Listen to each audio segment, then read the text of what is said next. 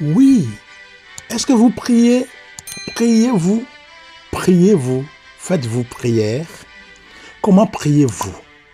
Quelles sont les dispositions pour prier? À qui adressez-vous vos prières? Quel sentiment avez-vous quand vous priez? Avez-vous un accompagnateur spirituel? Celui qui est soit prophète, prêtre,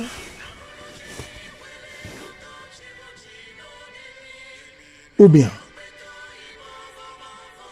un leader religieux, prophétesse qui vous accompagne dans les prières pour pouvoir vous écouter. Avez-vous quelqu'un avec qui partager votre vie spirituelle? Comment ça se fait? Entrons. Oui, shalom, bonjour. Comment allez-vous? Prions. Dieu notre Père, nous te remercions en ce moment où nous sommes ensemble. Merci beaucoup Seigneur pour l'audience que tu me donnes toujours. Merci beaucoup pour ceux qui se sont abonnés pour pouvoir recevoir les enseignements de ce canal. Seigneur, merci beaucoup. Merci pour leur vie, pour les familles, leurs relations interpersonnelles, pour leur boulot, pour les amitiés qu'ils ont autour d'eux. Seigneur, merci.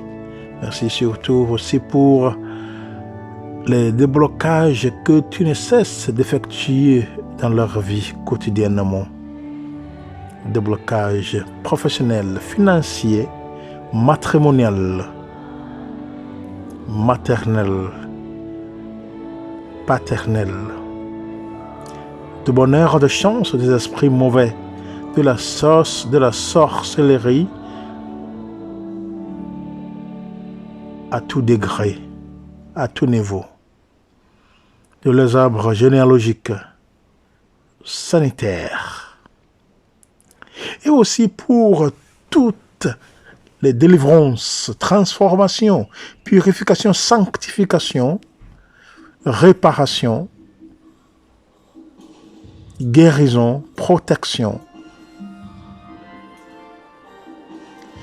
tous les exorcismes, le rachat de leurs âmes, pour l'ouverture de leurs oreilles, cœurs et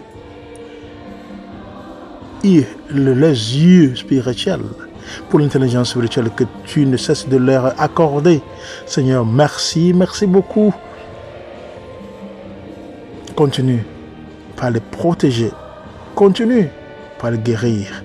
Continue par protéger leur famille, leur boulot. Continue par les inspirer. Continue par les bénir. Que ta grâce leur soit suffisante. Qui se baigne dans tes grâces, Seigneur.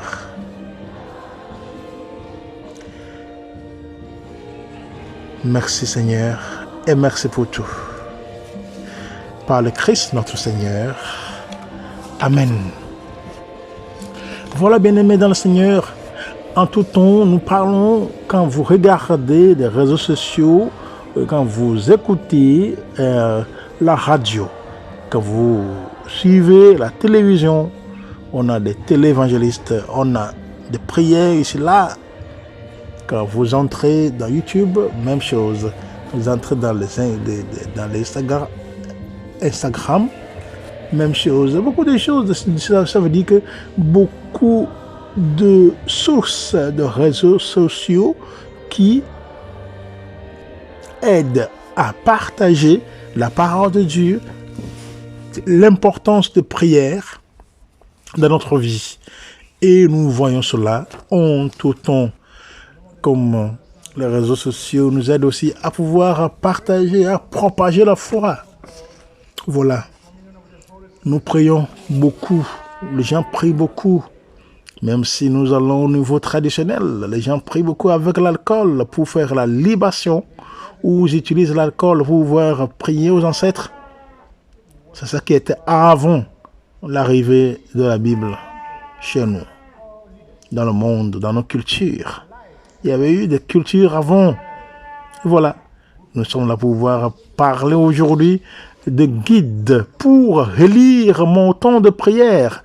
Guide pour relire votre temps de prière. Guide pour relire notre temps de prière. Vous priez beaucoup. Vous dites aux gens de prier pour vous. Vous priez vous-même. Est-ce que vous avez le temps de relire? Est-ce que vous avez un moment de relire ce temps de prière? Parce que ce n'est pas bon prier pour prier. Ce n'est pas bon prier pour prier, non. Même si on est homme d'affaires, lorsqu'on est en train de faire notre travail, notre affaire, on gagne l'argent qui entre, l'argent qui sort.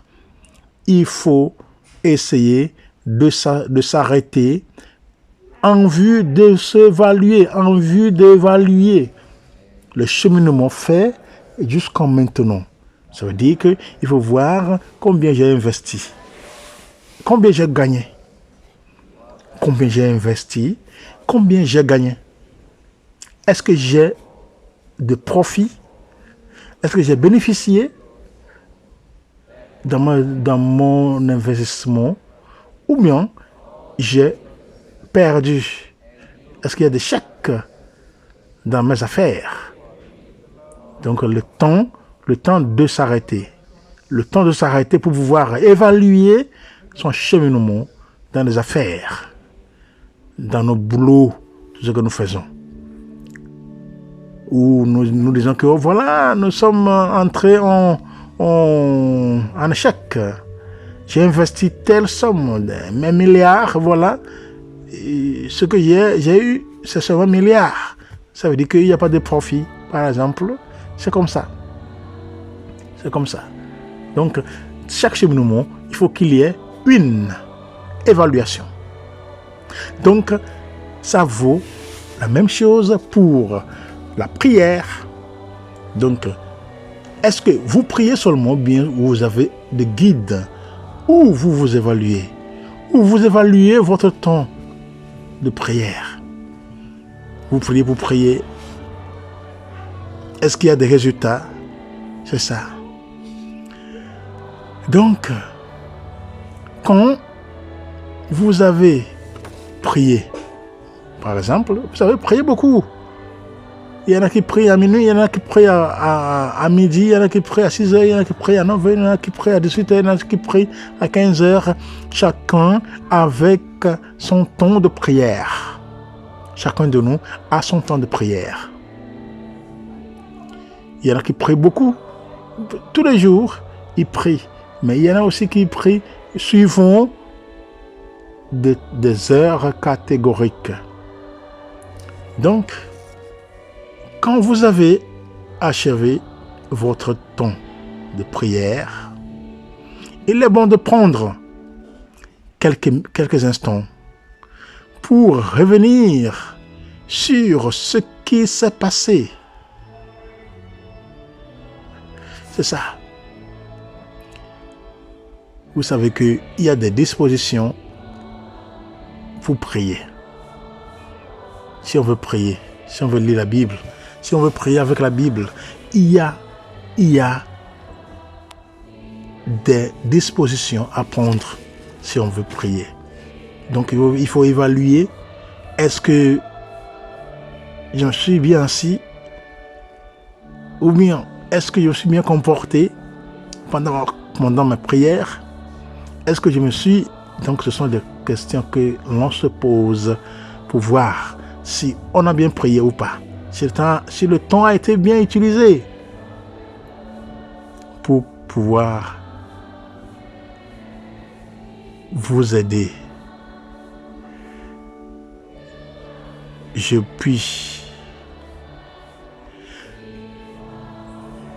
Vous puissiez donc me poser des questions ci-dessous. Pour m'aider, je puis me poser les questions ci-dessous. C'est moi, c'est vous. Chacun se pose la question. Il faut noter ce qui m'est apparu comme le plus important pour y revenir plus tard et ou pour en parler avec l'accompagnateur. Ça veut dire que nous, lorsqu'on prie, on s'évalue, on fait une évaluation, on se pose des questions sur comment on a passé le temps de prière. Dans les prières, il y a beaucoup de choses qui viennent.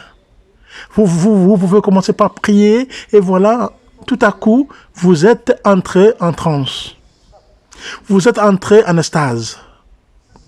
Et là, vous allez commencer par se poser la question, est-ce que ce qui se passe avec moi, c'est normal? Parce que peut-être vous priez dans le ton où il n'y avait rien. Il n'y avait pas de sentiments, il n'y avait aucun signe. Mais peut-être aujourd'hui, quand vous avez changé votre manière de prière, de prier, il y a des sentiments, il y a des miracles qui s'effectuent autour de votre prière. Vous voyez? Donc c'est ça.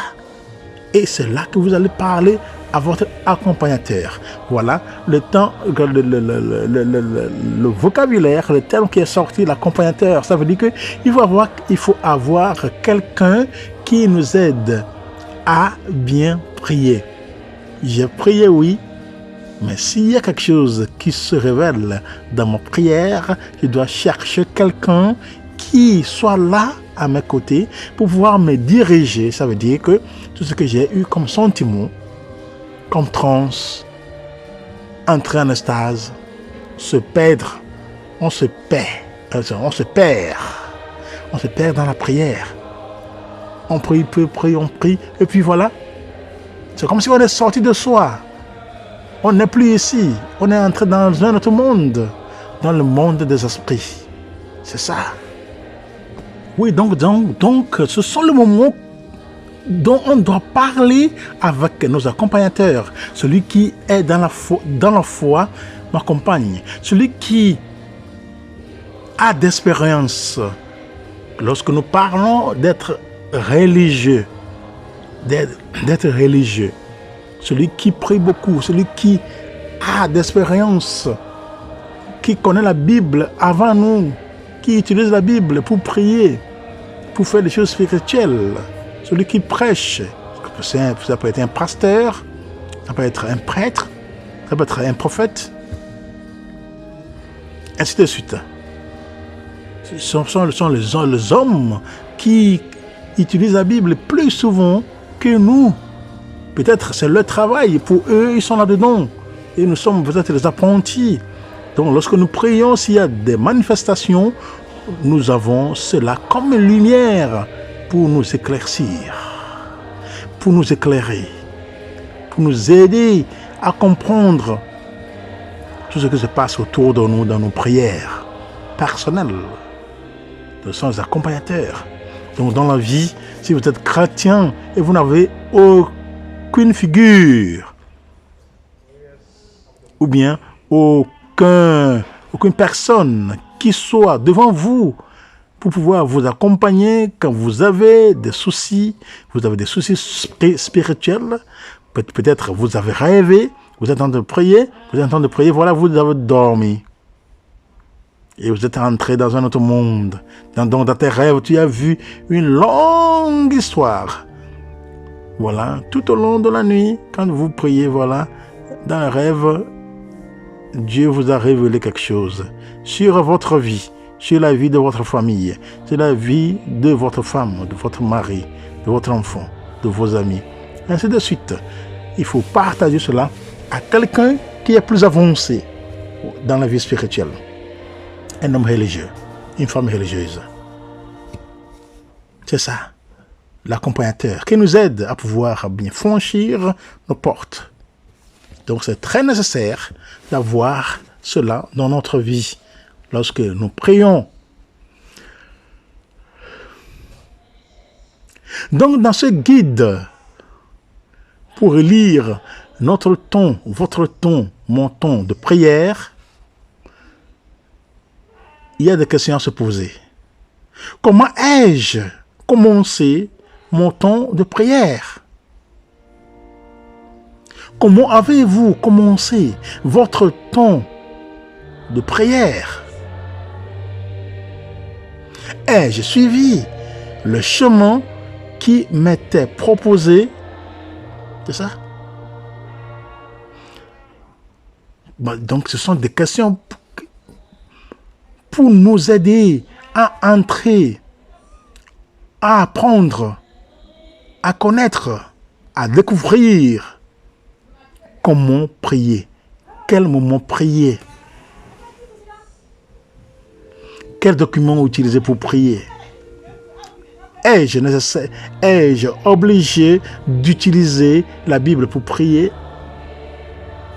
Si, ça dépend de quelle religion nous sommes. Si c'est catholique, voilà, il y a le rosaire, le chapelet, qui résume toute la Bible, parce qu'il y a le mystère de l'incarnation là-dedans, qui parle de tout, où les textes bibliques sont là, cités, qui accompagnent tous ces mystères, comment Jésus est venu dans le monde. Jusqu'à la fin, tout le travail de Jésus, tout son ministère, sa maman, comment avait travaillé, tout ça là, ça se voit dans le rosaire, dans le Saint-Rosaire. La Bible est là où tout le monde qui est chrétien utilise, ouvre une page de psaumes pour prier avec. Donc chacun de nous avec ce que il ou elle utilise dans sa religion pour prier. Les instruments de prière, des guides pour prier. Quel guide utilise-je? Donc c'est ça. Chacun de nous a cela. Donc le temps de prière a été utilisé comment? Si j'ai une heure pour prier, est-ce que le temps là, est-ce qu'une heure là pour prier a été bien utilisée? Ou bien j'étais là perdu? Et ai-je suivi le chemin qui m'était proposé? Le chemin qui est là. Est-ce que j'ai suivi cela? Ce qu'il faut faire après ça, après le moment de silence, qu'est-ce que j'ai dit encore? Est-ce que je dois prier moi seul, bavarder jusqu'à la fin? Ou bien, je dois prier, m'arrêter, faire autre chose? Ou bien c'est moi seul qui parle jusqu'à la fin? Nous avons dit que la prière est une communication spirituelle. La prière est un dialogue spirituel. La prière est une communion spirituelle avec le Seigneur, où nous entrons dans son intimité. Donc nous entrons dans l'intimité du Seigneur en tout temps lorsque nous sommes dans la prière. Et cette communication spirituelle avec lui, ça veut dire que je parle, le Seigneur m'écoute. Donc le moment que j'ai fini de parler, je dois aussi écouter le Seigneur. De me dire un mot, que le Seigneur me dise un mot. Donc silence est nécessaire dans la prière. Est-ce que j'ai respecté cela? Ce chemin qui m'a été proposé, est-ce que je l'ai mis en pratique? Quel désir ai-je exprimé au début de ma prière? Quel désir? Et que j'ai un désir exprimé au début de ma prière, les intentions, le pourquoi je prie, le pourquoi je suis là, le pourquoi je me retire pour prier. Est-ce que ce désir-là est là? Est-ce que ça a été respecté?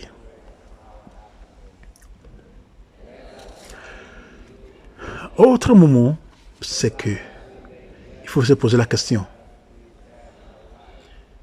Que s'est-il passé pendant mon temps de prière? Est-ce que s'est passé quelque chose? Est-ce que quelque chose s'est passé? Il faut essayer de revoir, se poser la question sur ce qui s'est passé pendant mon temps de prière. Peut-être il y avait eu une tentation. Peut-être il y avait eu un événement. Vous êtes en train de prier, tout à coup, quelqu'un est venu vous appeler, voilà, quelqu'un est gravement malade, ou bien quelqu'un est décédé, ou bien quelque chose comme ça, ou bien il y a un accident, ça peut être votre enfant, vos enfants, vos frères et sœurs, ça peut être vos amis. Et puis voilà, si vous êtes concerné, ils viennent vous appeler. Est-ce que s'est-il passé pendant mon temps de prière, pendant votre temps de prière? Ai-je eu de la facilité, de la peine à durer pendant tout le temps prévu? C'est ça qu'il faut voir. Ai-je été distrait? Ai-je réussi à cheminer les distractions? Désolé. Oui, un peu désolé. Ai-je été distrait? Ai-je réussi à éliminer les distractions? Me suis-je ennuyé? Donc, ce sont des questions qu'il faut se poser lorsque nous sommes en train de prier personnellement. Vous voyez? Parce que lorsqu'on prie, il y a beaucoup de choses qui se passent autour de nous. Il y a des bruits, il y a tout qui se passe autour de nous. Vous voyez? Donc, lorsqu'on prie, lorsqu'on finit de prier, de prier, il faut évaluer cette prière-là. Il faut évaluer le moment de prière pour voir si tout a été mis sur place. Ou bien pour voir tout ce qui a été mis sur place. C'est bien réalisé. Autre point, c'est que qu'est-ce que j'ai senti ou pensé pendant ce temps? Oui, je dis toujours aux chrétiens que lorsque vous priez, lorsque vous êtes venu à l'église pour prier, il faut se concentrer. Il y en a qui viennent à l'église qui ont leur esprit ailleurs. On voit le corps dans l'église, mais l'esprit est ailleurs. Donc on ne voit que le corps humain, physique, mais l'âme, dont l'esprit est en train de se promener. Il va au marché, voir avec son affaire au marché là, son atelier, sa boutique. Voilà, il devait voyager, aller faire tel. On fait des calculs comme ça, comme ça. Dans la prière, alors que la prière ne nécessite pas cela. Ce n'est pas un endroit où on va commencer maintenant pas faire le jeu de penser sur comment tout ça là. Non. Lorsqu'on veut prier, on sait pourquoi on est là. Donc il faut seulement se concentrer sur cette prière là. Il ne faut pas rester là distrait. Il faut rester pour voir, pour évaluer nos sentiments, nos pensées pendant ce temps là. Quels sont les passages ou les mots du texte qui ont retenu mon attention? Donc, si vous avez utilisé la Bible pour prier, donc il faut voir, il faut relire la Bible, puis voir les passages ou bien les mots du texte qui ont retenu votre attention. C'est très nécessaire. C'est très nécessaire. Il faut voir cela. Toujours. Il y a des passages, oui. On a été touché par tel. Donc, on veut faire tel. Ou on souligne encore avec crayon, ou bien on écrit quelque part. Voir ce que le Seigneur nous a dit à travers ces passages, ces mots du texte. Quel sentiment ai-je réprouvé? Donc, dans ma prière, quels sont les sentiments qui m'ont animé? Ouais, il faut essayer de savoir, est-ce que c'est la joie? Est-ce que c'est la tristesse? Après la prière, je m'évalue pour voir si j'ai été dans la joie ou si j'ai été dans la tristesse. Ou bien d'autres types de sentiments. Il faut toujours évaluer. Autre, me suis-je adressé au cours ou à la fin de ma prière au Seigneur de façon personnelle? C'est ça. Est-ce que la prière que je suis en train de faire, ma manière de prière, à qui m'adresse-je? À qui m'adresse-je mes prières? J'ai prié au Seigneur. Est-ce que la prière a été adressée au Seigneur? C'est ça qu'il faut savoir. Ou bien, j'ai adressé cette prière à quelque chose d'autre, à une autre personne, ou bien c'est à Dieu qui va me répondre. C'est à Dieu de me répondre, ou bien c'est... Donc, chacun de nous sait comment il prie. On prie, on s'adresse à qui dans nos prières? Il faut savoir à qui on s'adresse dans nos prières. Quand vous priez, vous adressez à qui? Mon frère, ma sœur. Et la dernière question ici, c'est que, qu'est-ce que je lui ai dit ou demandé? Ça veut dire que si ma prière a été adressée au Seigneur, qu'est-ce que je lui ai dit? Qu'est-ce que j'ai dit au Seigneur? Qu'est-ce que je lui ai demandé? C'est ça qu'il faut voir. J'ai demandé au Seigneur quoi dans mes prières? J'ai besoin du Seigneur, j'ai besoin de l'aide du Seigneur, j'ai besoin que le Seigneur m'aide pour que je puisse franchir les portes, pour que je puisse avoir le déblocage, pour que je puisse avoir la délivrance, la transformation, l'exorcisme, que je puisse avoir la protection, pour que je puisse avoir la réparation, la restauration, ainsi de suite.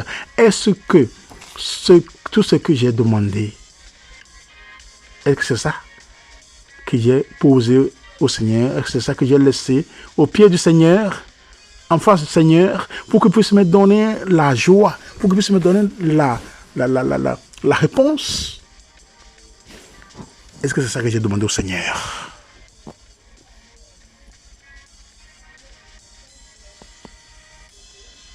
C'est très nécessaire de se poser cette question-là. Toutes ces questions que nous nous sommes posées, c'est ça. Pour nous dire qu'on ne prie pas pour prier. Pour prier, il faut avoir des méthodologies, il faut avoir le plan, il faut avoir un guide, ce qui nous guide à pouvoir bien prier, pour que notre temps ne soit pas perdu dans la prière. Il y en a qui ne croient pas en prière, qui ne croient même pas en Dieu, mais vous qui croyez en Dieu, il faut avoir un guide pour pouvoir lire votre temps de prière. Si la manière de prier, chaque moment, vous aide, vous continuez. Si ça ne vous aide pas, la manière de prier ne vous aide pas, il faut changer la méthodologie. Donc il faut avoir un guide, il faut chercher. Il y en a plein, il faut chercher. Qui cherche trouve. Comme on dit Matthieu chapitre 7, verset 7. Matthieu 7, 7. Qui cherche trouve, mon frère. Il ne faut pas prier pour prier, non. Il faut chercher la bonne manière de prier, la bonne manière de s'adresser au Seigneur, la bonne manière de demander au Seigneur, de demander ce qui est nécessaire. Dans nos prières, il faut demander ce qui est essentiel. Jésus a dit que jusqu'à maintenant, vous n'avez rien demandé dans vos prières. Jusqu'à maintenant, vous n'avez rien demandé, vous n'avez rien prié. C'est ça. C'est ça. Il faut savoir que la prière la plus grande dans ce monde, c'est l'action de grâce au Seigneur. Tout ce que le Seigneur effectue dans notre vie quotidienne, c'est ça qu'on doit s'exprimer, notre joie. Oui. Ou dans l'action de grâce, on exprime la joie qui nous a animés tout au long de notre prière, tout au long de nos prières. La joie de la réponse du Seigneur. La joie que le Seigneur nous a écoutés. la joie que nous avons réussi, la joie que le Seigneur est là pour nous comme père et mère, la joie que nous sommes ses enfants. Il faut toujours remercier le Seigneur. Il faut toujours remercier le Seigneur pour tous ses bienfaits. Il faut toujours chercher une occasion de s'adresser au Seigneur, que ce soit dans les chants, chansons, ou dans les prières de louange. Disons, dans les louanges, on peut louer le Seigneur sans même chanter, ou bien on peut chanter en louant le Seigneur pour tous ses bienfaits. Parce que le Seigneur est toujours avec nous, il est toujours à nos côtés, il est toujours devant, derrière, au-dessus, au-dessous, aux côtés de nous. Il est toujours là pour pouvoir nous guider. Le Seigneur est là pour pouvoir nous sauver. Donc il faut toujours s'adresser au Seigneur lorsque nous prions. C'est le point essentiel. On s'adresse à qui?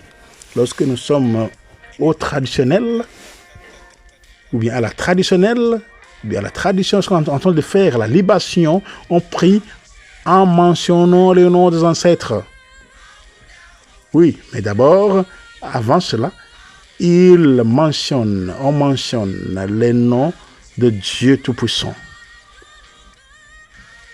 Comment ça se dit dans nos cultures? Donc, les vieux mentionnent le nom de Dieu Tout-Puissant, le Créateur du ciel et de la terre. Et puis, ils continuent par demander ce pourquoi ils sont venus, pour demander. Donc, cette prière est adressée au Seigneur. C'est lui qui coiffe tout. C'est lui qui nous guide. C'est lui qui nous sauve. C'est lui qui nous donne tout ce dont on a besoin. Donc, on s'adresse au Seigneur. À qui adressez-vous votre prière, vos prières? Donc, tous ces moments sont les guides pour nous aider, que lorsque nous allons prier, nous allons pour prier, il ne faut pas seulement bavarder et partir sans suivre un guide.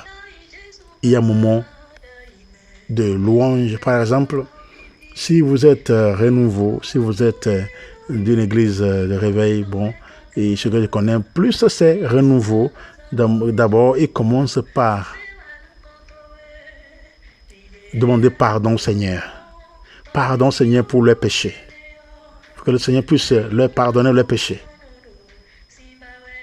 Et après le pardon des péchés,